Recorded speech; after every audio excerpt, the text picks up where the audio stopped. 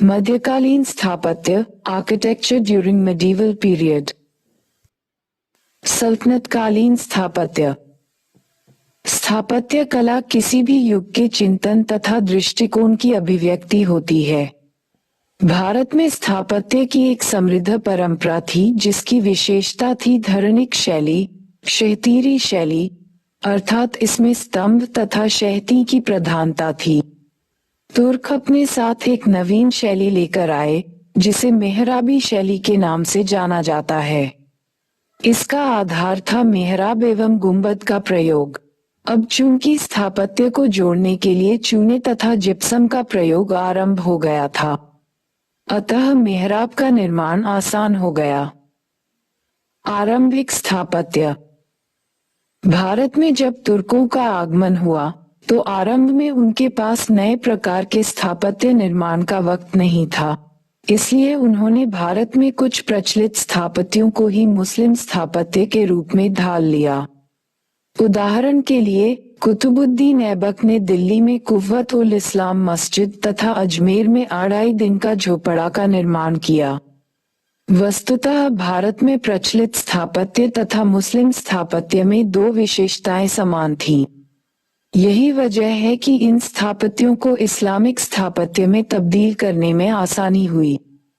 प्रथम, दोनों में खुले प्रांगण थे। दूसरे, दोनों में सजावट के लिए अलंकरण का प्रयोग किया जाता था। इसी काल में तुर्की विजय की स्मृति के प्रतीक के रूप में कुतुब मीनार, वर्तमान मेहरौली, दिल्ली का भी सल्तनत कालीन स्थापत्य में एक महत्वपूर्ण स्थान है। कुतुब मीनार में इंडो इस्लामी स्थापत्य शैली की मूल विशेषता दृढ़ता तथा सौंदर्य की भरपूर झलक मिलती है। इसका निर्माण पूर्णतया लाल बलुआ पत्थर से किया गया है। इस मीनार का मुख्य आकर्षण इसके छज्जों को बनाने की कौशलपूर्ण विधि में है। मीनार की दीवारों पर धारीदार एवं कोणीय प्रक्षेपों के प्रयोग, पैनल एवं ऊपरी चरणों में लाल के साथ सफेद बालुआ पत्थरों के प्रयोग के कारण इसकी प्रभावनीयता और बढ़ जाती है। इल्बरी वंश के स्थापत्य। भारत में स्थापित होने के पश्चात तुर्की शासकों ने स्वतंत्र रूप में स्थापत्यों के निर्माण के लिए भारतीय स्थापत्यकारों को लगाया। अतः भारतीय स्थापत्य की शैली से मुस्लिम स्थापत्य का प्रभावित होना बहुत ही स्वाभाविक था। फिर आगे विभिन्न वंशों के अधीन मेहराबी शैली तथा शहतीरी शैली के बीच क्रमिक सामंजस्य होता रहा तथा फिर इस सामंजस्य के परिणामस्वरूप एक स्वतंत्र भारतीय शैली का विकास हुआ। इल्बरी वंश के अधीन इल्तुतमिश के द्वारा स्थापत्य का निर्माण आरंभ किया गया। उदाहरण के लिए उसने कुतुबुद्दीन ऐबक के द्वारा स्थापित कुतुब मीनार के कार्य को पूरा कराया। फिर उसने अपने बेटे राजकुमार मोहम्मद की स्मृति में सुल्तान-ए-गढ़ी का निर्माण कराया। आगे बलबन के मकबरे को एक महत्वपूर्ण स्थापत्य का दर्जा दिया जाता है तथा ये बताया जाता है कि पहली बार इसी स्थापत्य में वैज्ञानिक प्रकार के गुंबद का विकास हुआ। किंतु नवीन शोधों से यह स्थापित होता है कि अलाउद्दीन खिलजी द्वारा निर्मित अलाई दरवाजा पहला वैज्ञानिक गुंबद एवं मेहराब का उदाहरण है। खिलजी स्थापत्य। खिलजी काल में चलकर मेहराबी शैली कुछ और भी वयस्क हुई। बताया जाता है अलाउद्दीन खिलजी के द्वारा निर्मित अलाई दरवाजा पहला वैज्ञानिक प्रकार के मेहराब एवं गुंबद के प्रयोग का उदाहरण है। पहली बार संगमरमर का प्रयोग भी इसी स्थापत्य में मिलता है, अर्थात ये भारत का पहला ऐसा मुस्लिम स्थापत्य है जिसमें संगमरमर का प्रयोग हुआ था। बताया जाता है अलाउद्दीन खिलजी एक ऐसी मीनार बनवाना चाहता था जो कुतुब मीनार के आकार से दुगुनी हो, किंतु असमय मृत्यु हो जाने के कारण वह इस काम को पूरा नहीं कर सका। फिर अलाउद्दीन खिलजी ने ही निजामुद्दीन औलिया की दरगाह पर जमायत-ए-खाना मस्जिद का निर्माण कराया था। यह मस्जिद इस्लामी सिद्धांतों पर निर्मित प्रथम स्थापत्य का उदाहरण है। तुगलक स्थापत्य। शैलीगत विकास की दृष्टि से तुगलक स्थापत्य का विशेष महत्व है। पूर्व काल की तुलना में तुगलक स्थापत्य में मेहराबी शैली तथा शहतीरी शैली के बीच बेहतर सामंजस्य देखने को मिलता है। तुगलक कालीन स्थापत्य निर्माण के लिए अच्छी निर्माण सामग्री के बदले मलबे का अधिकाधिक प्रयोग राज्य की आर्थिक कठिनाइयों की ओर संकेत करता है। गयासुद्दीन तुगलक तथा मोहम्मद बिन तुगलक के स्थापत्य में ढलवा दीवारों का प्रयोग हुआ है। इन्हें सलामी बैटर कहा जाता था। तुगलक शासकों के द्वारा 3 मध्यकालीन नगरों का निर्माण करवाया गया था। उदाहरण के लिए गयासुद्दीन तुगलक के द्वारा तुगलकाबाद, मोहम्मद बिन तुगलक के द्वारा जहांपनाह और फिरोज शाह तुगलक के द्वारा फिरोज शाह कोटला।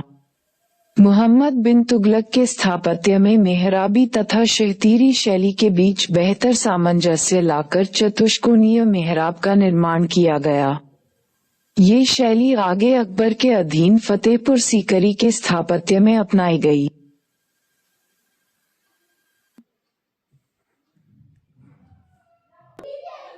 अगर हम फिरोज शाह तुगलक के स्थापत्य पर नजर डालते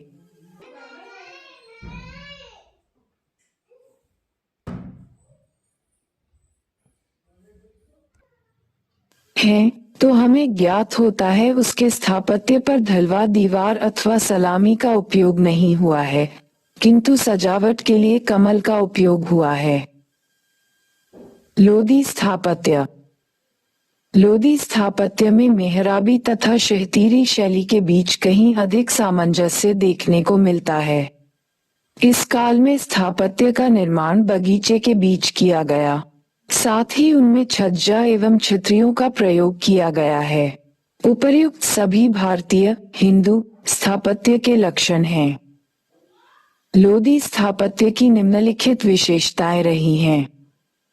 1. बगीचे के बीच स्थापत्य का निर्माण।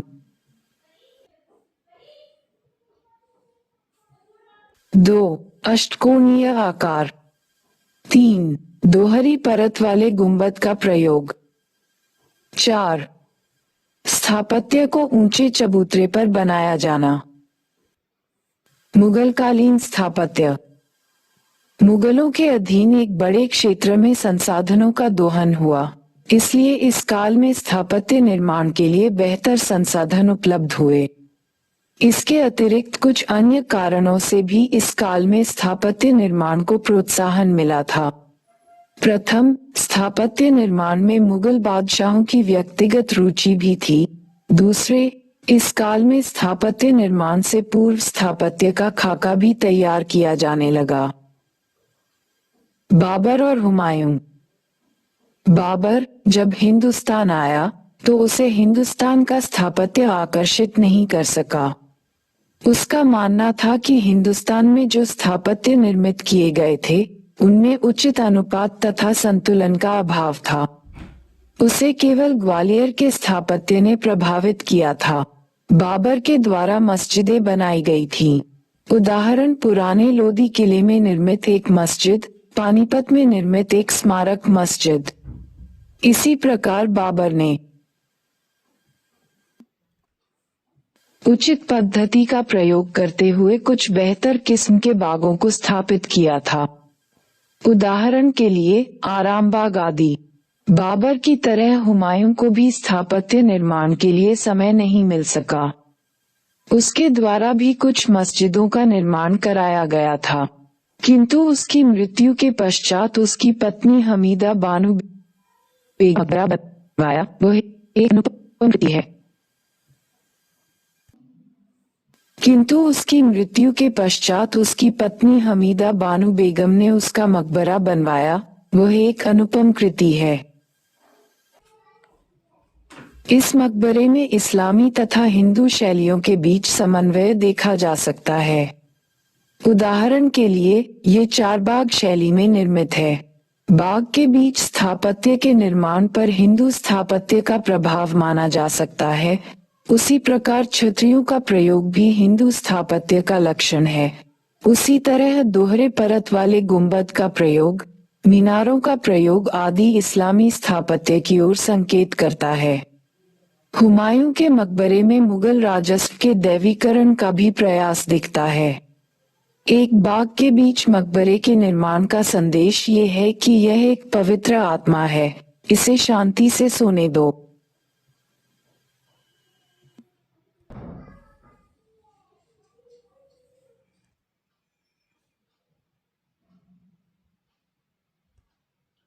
अकबरकालीन स्थापत्य।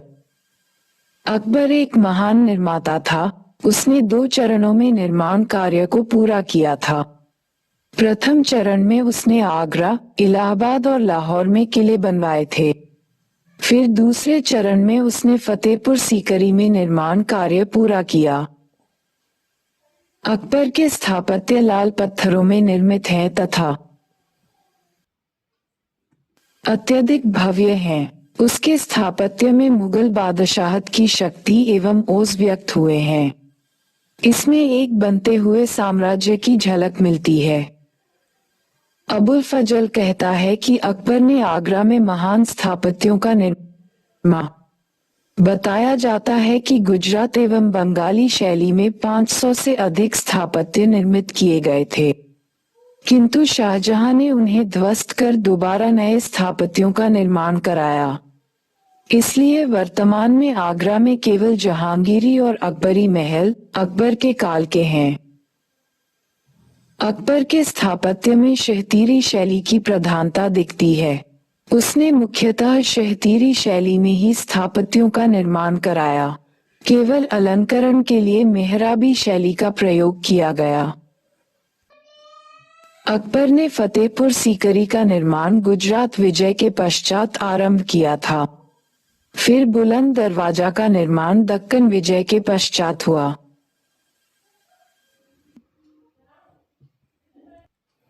जहांगीर कालीन स्थापत्य।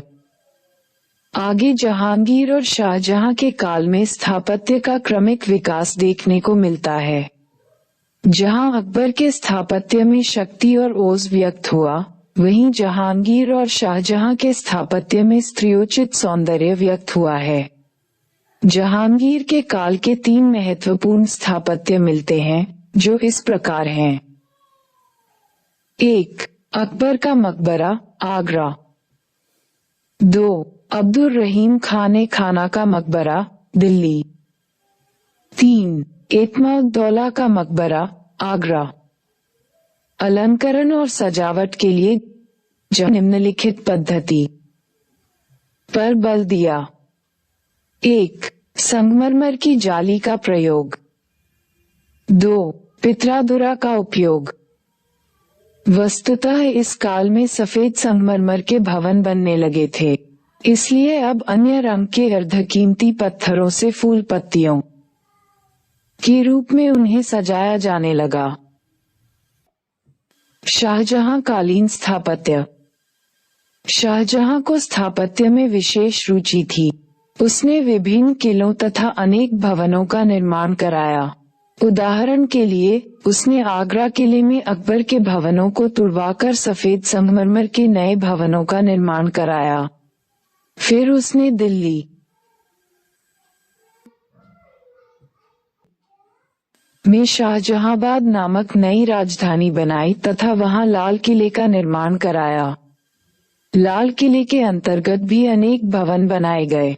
शाहजहां के द्वारा भी सफेद संगमरमर में अनेक भवनों का निर्माण कराया गया। उसने भवनों के अलंकरण के लिए संगमरमर की जाली तथा पितरादुरा का प्रयोग जारी रखा। साथ ही उसने सजावट के लिए एक और भी पद्धति अपनाई, वह है बहुस्तरीय मेहराब का प्रयोग। शाहजहां के काल की सबसे अनुपम कृति है ताजमहल। ताजमहल के निर्माण में मुगल स्थापत्य की लगभग सभी विशेषताएं उभर कर आई हैं। उदाहरण के लिए, चारबाग शैली, दोहरी परत वाले गुंबद का प्रयोग, छतरियों का प्रयोग, सजावट के लिए पितरादुरा का प्रयोग, ऊंचे चबूतरे पर स्थापत्य का निर्माण।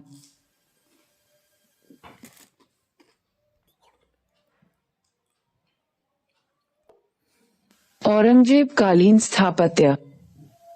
औरंगजेब के काल में आकर स्थापत्य का पतन देखा गया। उसके काल के 3 ही स्थापत्य प्राप्त होते हैं और ये भी स्थापत्य प्रभावी नहीं हैं। ये स्थापत्य हैं: दिल्ली की मोती मस्जिद, लाहौर की बादशाही मस्जिद, औरंगाबाद में राबिया दुर्रानी का मकबरा। शेरशाह कालीन स्थापत्य। शेरशाह को न केवल प्रशासन और अर्थव्यवस्था के क्षेत्र में अपितु स्थापत्य के क्षेत्र में भी अकबर का पूर्वगामी करार दिया गया है। बताया जाता है अकबर से पूर्व शेरशाह ने स्थापत्य निर्माण में मेहराबी एवं शहतीरी शैली के बीच बेहतर समन्वय स्थापित किया। शेरशाह द्वारा निर्मित सासाराम स्थित उसका मकबरा उसके स्थापत्य का बेहतर नमूना प्रस्तुत करता है। ये तालाब के बीच बनाया गया था। इसमें शहती का बेहतर प्रयोग मिलता है। साथ ही हिंदू शैली के प्रभाव में इसे अनेक छतरियों से सजाया गया है। ये स्थापत्य एक ऊंचे चबूतरे पर निर्मित था तथा इसमें दोहरे परत वाले गुंबद की जगह एक ही गुंबद का प्रयोग मिलता है। शेरशाह के स्थापत्य में शक्ति एवं आत्मविश्वास झलकता है।